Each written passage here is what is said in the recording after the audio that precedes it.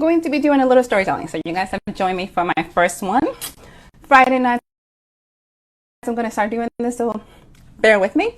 And I'm going to, this is literally my baby. It is book one in my Intern Diary series. This is the very first book that got published. And this one takes place in Texarkana. So for all my Texarkana guys, here's a little piece of love. And just let's have some fun. And if you have questions, let's see what we do. So here we go. Chapter 3, by the way, I am reading on first person on the voice of Chapter 3. I heard voices, but I couldn't make them out. Was I dead? My eyelids were heavy, and there was a heavy weight on my chest. Death said she didn't kill people. Maybe she had made an exception. Constantine, get off her. You're killing her. I heard a man say it. Or was it a boy?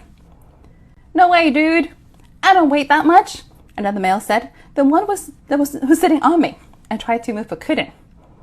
You're at least 15 pounds of solid fur with pressure points directly on her chest. What was that boy talking about? What was the man wearing a fur coat and sitting on me? How does a grown man only weigh 15 pounds? I was finally able to open my eyelids. Ah! I couldn't help it. I was staring at a pair of feline eyes inches from my face. Let's take a little break here for everybody who's watching. Let's be honest, my dear friends. For anybody of you guys who have a cat, you completely understand this scene because this is where it all came about. I live with a little feline who's in charge of everything, and waking up with a pair of eyeballs staring at you and pressing down, normal occurrence. So Isis, welcome to Cat World. So here we go. See, I told you, she's not dead. It talked. The cat on my chest was talking. I was dead. There was no other explanation. Fine, you're right, not dead. Can you get off her now? She might like to breathe properly now.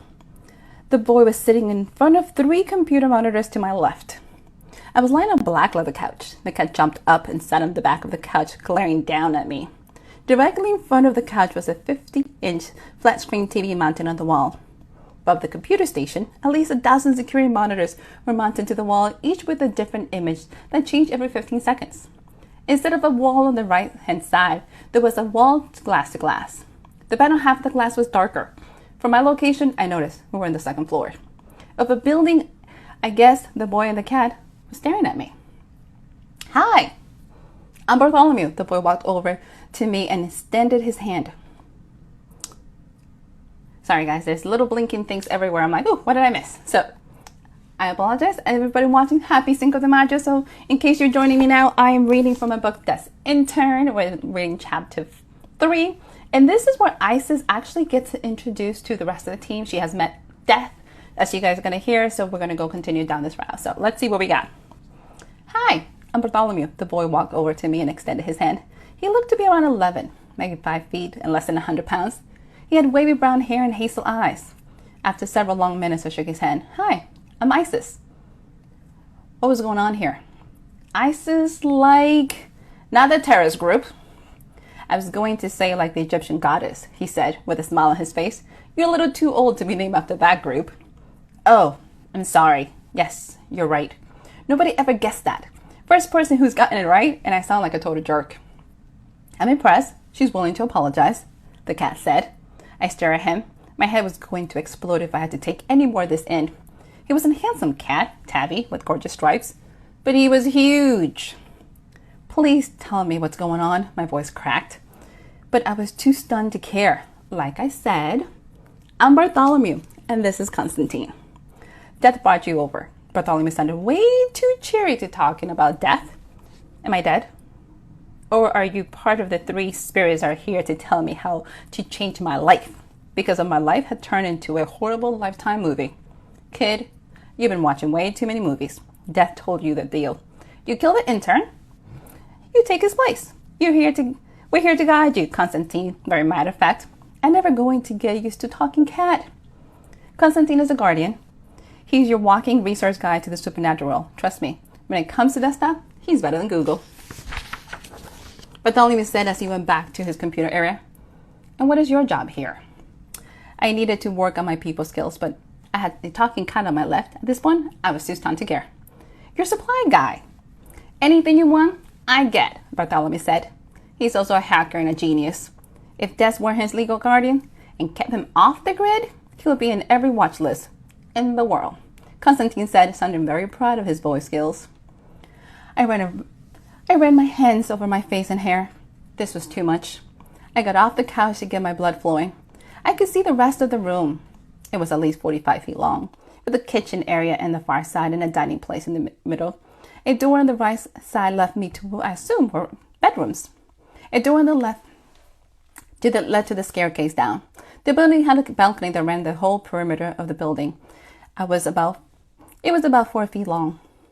The first floor didn't have any windows. There were a few on the second floor, about the balcony. The first floor was open space, and it looked like a house with a mechanic workshop on one side and an impressive gym on the other. The greenish-yellow stone Mustang was parked inside the well. So let me give you a kind of fill in as you guys are listening in and kind of joining me along this adventure. Isis has woken up in Reapers, as you guys are going to find out. She has met death and officially has no idea. And Isis happens to be prior military. So for her to take an inventory of everything, pretty normal. She's just kind of watching along going, what has happened? Why am I here? So you're getting her insight into this world of like, I should step into this madness. So here she's at. Where are we? I asked Bartholomew. I wasn't ready to talk to the cat. At Nash Business Park, he said, as it was a normal thing.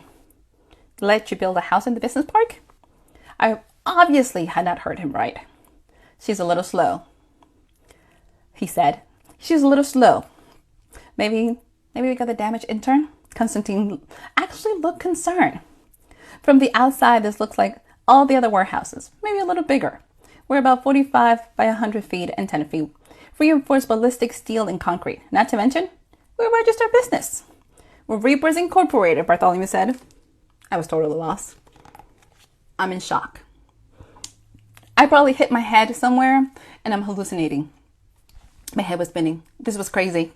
Oh, please don't faint, Bartholomew said. Bartholomew ran over to me and sat me back down. Breathe in and out, slowly.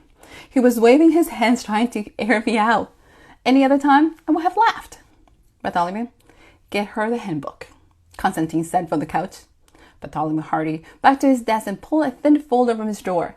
He gave Constantine an odd look. The cat nodded at him. Without blessing, he came over and handed me the folder. The thing looked like a brochure to get a travel agency, but it read Intern's Manual. So, anybody who has read the series will find out this is an ongoing joke. She does get the manual at the beginning of the series and just kind of, this is the joke. So you got to read it to figure it out if she actually reads the manual. But hey, let's go. Are you serious? I was holding a 5x8 manual, how to be desk intern. Constantine dropped back down from the couch and stared at me. It was impossible, but he really felt as he were staring down at me. You have 3 days to decide, and you have already wasted 5 hours. Let's get to the rules. Rule number 1, and we got some rules here, guys, so let's follow along. You cannot tell anyone you work for death. Okay, that's pretty simple, right? You don't want to be the crazy girl telling people you work for death. So rule number 1, you can't tell anybody. Rule number 2, you cannot kill anyone unless it's in self-defense. Rule number 3, you cannot contact death to get you out of trouble unless you're actually dying. At that point, it really wouldn't matter since she's probably will be around the corner anyways. Rule number 4, okay? This is your primary job. If you decide to have other employments, which I don't know why you would, those hours cannot conflict with ours. Rule 5, okay? Any romantic relationship cannot interfere with your job. You'll find all the rules on page 2 of the manual. Constantine was not even taking a breath. Of course, he was a talking cat, so probably normal rules didn't apply to him. Wait a minute. I haven't agreed to anything. I don't even know what this intern does. Why does death need an intern to begin with? I need the insanity to end so I could go home. So, I don't blame her. Isis is having a bad day, so let's be honest. So in the meantime, if you guys are joining me and you're having a blast,